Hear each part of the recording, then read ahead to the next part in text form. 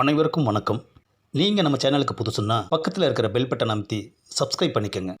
இங்கே பாருப்பா, என்கிட்ட இருந்த பணமெல்லாம் காலியாகி போச்சு. இப்போது வெறும் 5 ரூபா தான் பாக்கி இருக்குது. புரியுதா? பத்திரமா வச்சுக்கோ, யூஸ் ஆகும். 1 hour later. அப்பாடா, ஒரு வழியா மயிலாப்பூர் குளத்துக்கு வந்தாச்சு. இங்கே தான் நிறுத்துங்க. ஆஹா, என்னது நம்ம வீட்டுக்கிட்டே கூட்டிகிட்டு வந்துட்டான். நமக்கு என்ன, நம்ம வீட்டுக்கிட்ட நிப்பாட்டினா நம்ம வீட்டுக்கு வந்திருக்கான்.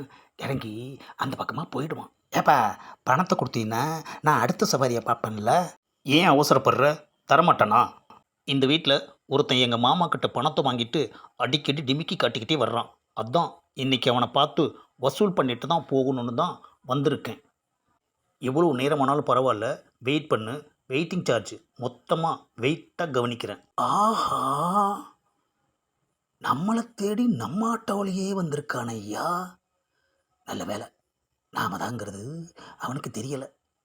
ஆ, உண்மையை சொன்னால் கடனை கேட்பான், சொல்லலைன்னா காக்க வைப்பான். திருடனுக்கு தேல் கொட்டின மாதிரி ஆயிடுச்சேயா நம்ம நிலமை.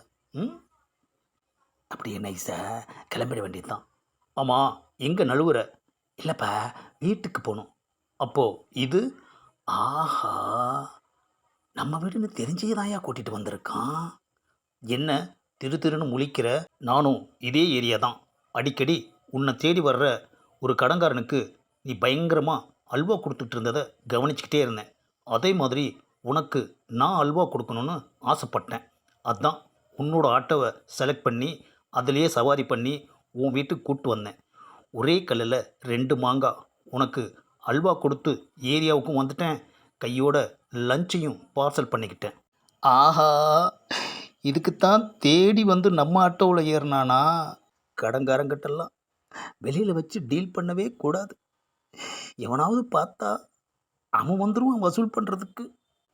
நாட்டில் அவன் ஏதாச்சும் ஒரு வேலை பார்த்துட்டு தான் இருக்கான். ஆனால் இவன் மட்டும் நம்மளை படுத்துறதே வேலையாக பார்த்துட்டு இருக்கானே ஐயா. நாம தான் எல்லாருக்கும் அல்வா கொடுத்துக்கிட்டு இருந்தோம். ஆனால் இவன் அல்வாக்கே அல்வா கொடுத்துட்டானே ஐயா. ஏப்பா, இது உனக்கே நல்லா இருக்கா?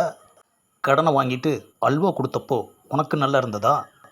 ஏப்பா, யாரோ வசூல் பண்ண வேண்டிய கடனை நீ வசூல் பண்ணிட்டு போறியேப்பா. போனால் போகுதேன்னு உண்மையை சொன்னால் பஞ்சாயத்தை வைக்கிற. போய் பொழப்ப பாரு. வரட்டுமா? என்னது, போனவன் திரும்பி வர்றான். 5 ரூபா மீதி இருக்குன்னு சொன்னில்ல, அதை கொடு. எதுக்குப்பா?